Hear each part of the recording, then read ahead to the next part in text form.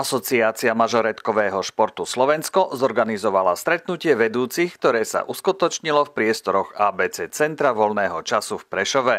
Podujatie sa nieslo v duchu hodnotenia minuloročných aktivít, plánovania budúcnosti a vzdelávania v oblasti mažoretkového športu. Sme zhodnotili súťažnú sezónu, zhodnotili prebiehajúci a končiaci sa rok, naplánovali ďalšie aktivity, pripravili rôzne súťaže a aktivity na ďalší kalendárny rok a v prvom rade, aby sme podiskutovali s vedúcimi trénermi o celkovej atmosfére, súťažiach, o všetkom, čo sa pripravuje a deje v rámci nielen našej slovenskej asociácie, ale v rámci Európskej asociácie i Svetovej asociácie mažoretkového športu.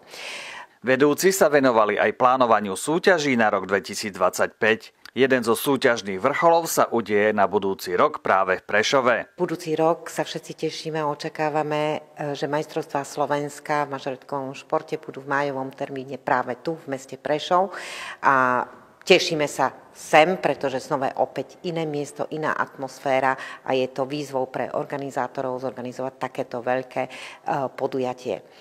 Diskutovalo sa tiež o možných medzinárodných súťažiach, ktorých by sa slovenské mažoretky mohli zúčastniť. Som veľmi pyšná na to, že práve my, slovenské mažoretky, sme stále veľmi silnou konkurenciou mnohým krajinám a stále úspešne atakujeme tie medailové, či už bronzové, strieborné a zlaté pozície a sme kvalitným a dobrým súperom pre mnohých súťažiacich a mnohé súbory.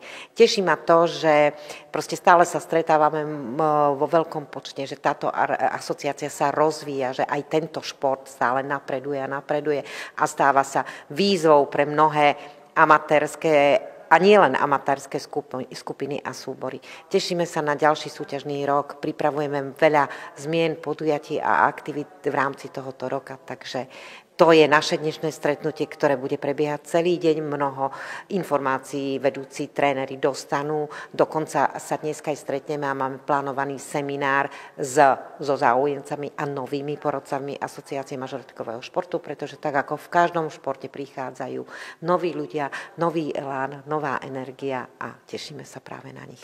Stretnutie bolo hodnotené ako veľmi úspešné a produktívne. Vedúci klubov ocenili možnosť osobne sa stretnúť, vymeniť si skúsenosti a načrtnúť spoločné ciele pre ďalší rozvoj mažoretkového športu na Slovensku.